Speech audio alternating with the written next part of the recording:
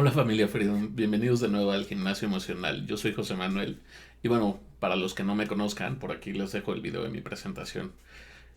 Hoy vamos a continuar hablando de lo que estábamos platicando la semana pasada, que era cómo entender una emoción, cómo la definimos, qué es lo que tenemos que entender cuando hablamos de emociones. Y para ampliar un poco más el tema, hoy vamos a ver cuál es la diferencia entre una emoción y un sentimiento. Entonces, recapitulando lo que decíamos la semana pasada, una emoción es una respuesta que da nuestro organismo, nuestro cuerpo y nuestra, no quiero decir mente, sino nuestra psicología ante una situación que se presenta en el mundo en el que habitamos, en nuestros alrededores inmediatos. Y por su lado, un sentimiento es la interpretación de esta respuesta. Entonces, como podemos ver, una emoción es una respuesta automática, es algo que hacemos en automático y por lo tanto es universal. Incluso el sistema de nuestro cerebro que procesa la parte de las emociones es un sistema que se le llama cerebro reptiliano comúnmente. Y se le llama así porque son estructuras del cerebro que incluso compartimos con reptiles y con algunas aves y evidentemente con todas las especies de mamíferos, etcétera. Entonces esto demuestra que todos los animalitos tienen emociones. Por lo tanto, todos, tanto seres humanos como animales, tenemos la capacidad de experimentar estas emociones. También cabe señalar que hay casos específicos en los que el cerebro no es capaz de transmitir o de procesar la información adecuadamente en esta vía que procesa las emociones. Y entonces eso hace que la gente sea incapaz de experimentar las emociones.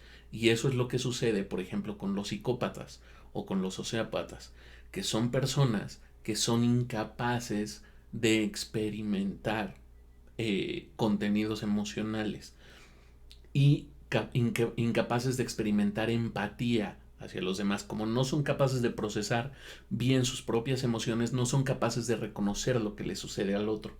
Entonces, bueno, como ven, esta es una respuesta automática y es una respuesta universal.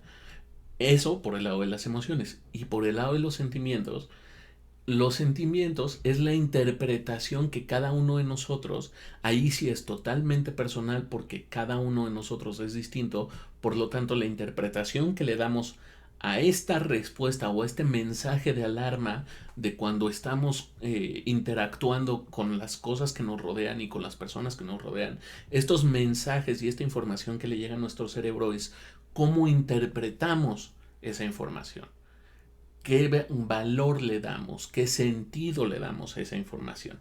Entonces, como pueden ver, muchos gurús de los que actualmente existen, que se dedican sobre todo al manejo emocional y al crece tus emociones, en realidad no están hablando de emociones porque la emoción es una respuesta automática y entonces como respuesta automática es muy complicado que llegamos al nivel que se requeriría de control mental para poder controlar ese tipo de respuestas. Más bien a lo que se refieren es a los sentimientos, que es cómo interpretamos esta respuesta. Es, por ejemplo, piénsenlo cuando estamos tristes. En realidad, una situación que nos pone tristes es un momento. Entonces, esta situación, digamos que tronamos con la pareja, ¿no? Esta situación, el truene pudo haber durado 2 horas, pero una vez que pasaron las 2 horas, empezamos a interactuar con otro tipo de situaciones. Y entonces nuestro cerebro empieza a procesar otro tipo de emociones.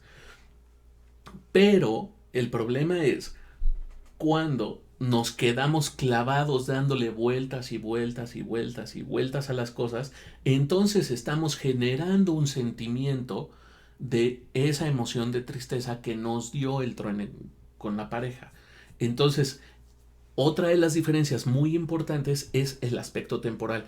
Aunque hay emociones que son largas, que perduran a través del tiempo, sobre todo, por ejemplo, el amor, la la sensación de cariño, de compañía, de cercanía con otras personas, de intimidad. Ese tipo de emociones tienden a ser duraderas en el tiempo, pero evidentemente necesitan ser retroalimentadas. Sin embargo, toda la interpretación que le damos al amor, ese es un sentimiento. Entonces, como pueden ver, son diferentes las cosas. Por un lado está la emoción, que es la respuesta física, y por otro lado está el sentimiento, que es la interpretación que le damos a esa respuesta física.